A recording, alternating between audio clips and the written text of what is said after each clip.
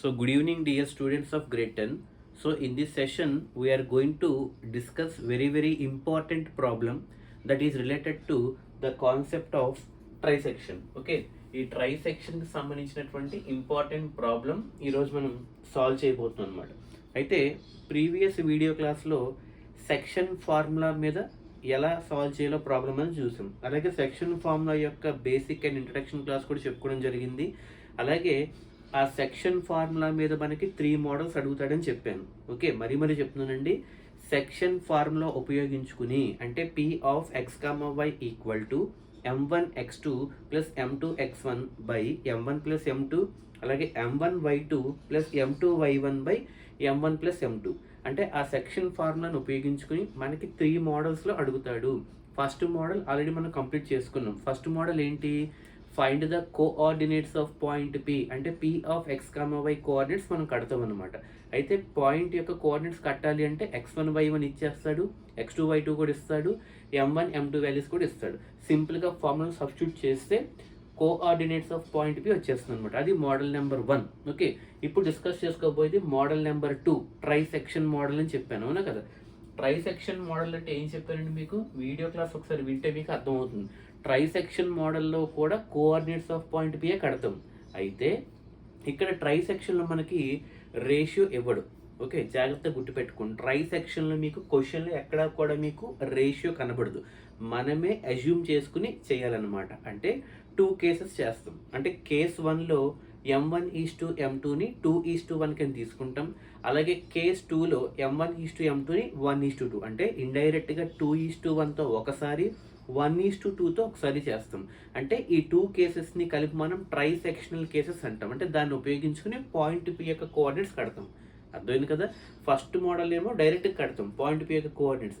ట్రైసెక్షన్కి వచ్చేటప్పటికి m1 m2ని మనమే assume చేసుకుంటాం. అంటే 1:2తో ఒకసారి 2:1తో ఒకసారి, ఇంకా remaining x1 y1 x2 y2 ఇస్తాడు. ఇప్పుడు క్వశ్చన్ చూడండి, మీకు అర్థమవుతుంది. Okay, find the coordinates of point. Coordinates of point అంటే మళ్ళీ P of X comma వైఏ.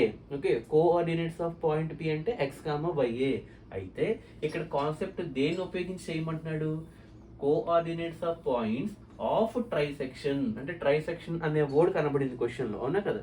Trisection అనే వర్డ్ కనబడింది. అయితే ఆ పాయింట్ ఏం చేస్తుంది? Divide the line segment joining A అంటే 4, -1 అంటే x1 y1 అలాగే -2 -3 x2 y2 అంటే ఇది ఏ అవుతుంది, ఇది బి అవుతుంది. అంటే x1 y1 ఉంది, x2 y2 ఉంది. మనం కోఆర్డినేట్స్ ఆఫ్ పాయింట్ P కట్టాలి. అంటే P of X comma Y కట్టాలి.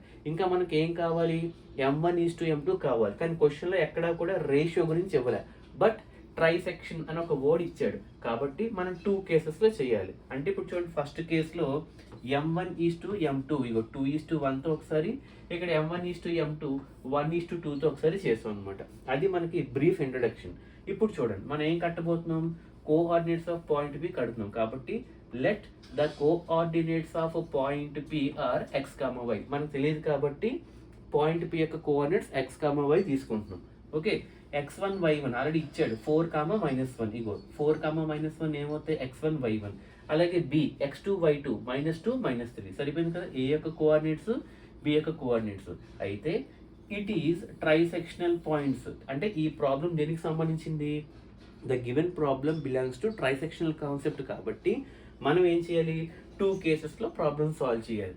ఫస్ట్ కేసులో ఏం తీసుకుంటున్నాం? రేషియోని లెట్ m1:m2 ఈక్వల్ టు 2:1 అంటే m1 ఏమో 2, m2 ఏమో 1 అవుతుంది అనమాట. m1 ఏమో 2, m2 ఏమో 1 అవుతుంది. ఇప్పుడు ఆ రెండింటిని ఉపయోగించుకొని ఇక్కడ చేస్తాం. ఏం కట్టబోతున్నాం? ఫార్ములా చూడండి, P of X comma Y equal to formula చూసుకోండి, m1x2 plus m2x1 by m1 plus m2 m1y2 plus m2y1 by m1 plus m2. ఇక్కడ సబ్స్టిట్యూట్ చేస్తే P of X comma Y మనం కట్టాలి కాబట్టి m1 అంటే 2 కాబట్టి చూసుకోండి, m1 అంటే 2 అలాగే x2 value -2. Okay, plus m1 అంటే m1x2 ప్లస్ m2 వాల్యూ ఎంత మనకి? ఇదిగోండి 1 ఇంటూ x1 వాల్యూ ఎంత మనకి? 4 అనమాట. అంటే m1x2 plus m2x1 by m1 plus m2 అంటే 2 + 1 ఎంత? 3 అనమాట. అలాగే సేమ్ m1y2 m1 అంటే ఎంత? 2 అలాగే m1 y2 వాల్యూ ఎంత -3, ఇగోండి -3 ప్లస్ అంటే m1 y2 అయిపోయింది. నెక్స్ట్ m2 అంటే ఎంత 1, y1 వాల్యూ ఎంత -1, కాబట్టి 2 × -3 ప్లస్ 1 × -1/3 అనమాట. ఇక్కడ మీరు అబ్జర్వ్ చేయండి, 2 × -2 ఎంత -4 వేసానా లేదా, ప్లస్ 4 × 1 ఎంత 4 అంటే -4 ప్లస్ 4 ఇక్కడే తెలిసిపోతుంది 0, అవునా కదా. అలాగే నెక్స్ట్ 2 × -3 ఎంత -6, ఇదిగోండి రాశాను. అలాగే ప్లస్ ఇంటూ మైనస్ 1 × 1 1 అనమాట. చూడండి ప్లస్ ఇంటూ మైనస్ 1 × 1 1 అనమాట. అంటే -6 -1 ఎంత -7/3. అంటే ఇక్కడేమో -4 + 4 క్యాన్సిల్ అయిపోయి 0 మిగిలింది.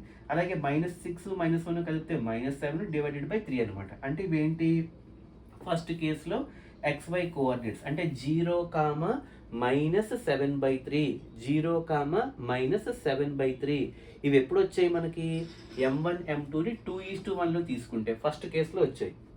అంటే 2:1 తీసుకుంటే 0, -7/3 వచ్చాయి. ఇప్పుడు ఏంటి సెకండ్ కేసు 1:2 అంటే m1 ప్లేస్లో 1 పెడతాము, m2 ప్లేస్లో 2 పెడతాం అనమాట. ఇంకా రిమైనింగ్ మళ్ళీ యాజ్ ఇట్ ఈస్. అప్పుడు ఎలా వస్తుందో చూసుకోవాలన్నమాట. ఓకే, సో మళ్ళీ same formula m1x2 + m2x1/m1 + m2, m1y2 + m2y1/m1 + m2. ఫార్ములాలో ఎటువంటి మార్పు లేదు. ఈసారి మారింది ఏంటి, ఓన్లీ రేషియోస్ మారాయి చూసుకోండి. ఇంకా రిమైనింగ్ ఏది మారలే, x1 y1 అలాగే ఉన్నాయి, x2 y2 కూడా అలాగే ఉన్నాయి. ఓన్లీ చేంజ్ ఏంటి, m1 m2 కాస్త రివర్స్ అయింది అనమాట. ఈసారి 2:1 అయితే అక్కడ 1:2 అవుతుంది అనమాట. అంటే ఇప్పుడు ఏమవుతుంది, m1 ప్లేస్లో 1 పెట్టాను, x2 ప్లేస్లో -2. ఓకే, అంటే 1 × -2 ప్లస్ m2x1 అంటే 2 × x1 వాల్యూ 4 కాబట్టి అంటే 1 × -2 ప్లస్ 2 × 4/3 అనమాట. అలాగే m1 y2 అంటే m1 1 కాబట్టి y2 వాల్యూ -3 ప్లస్ m2 అంటే 2 × y1 వాల్యూ -1 అనమాట.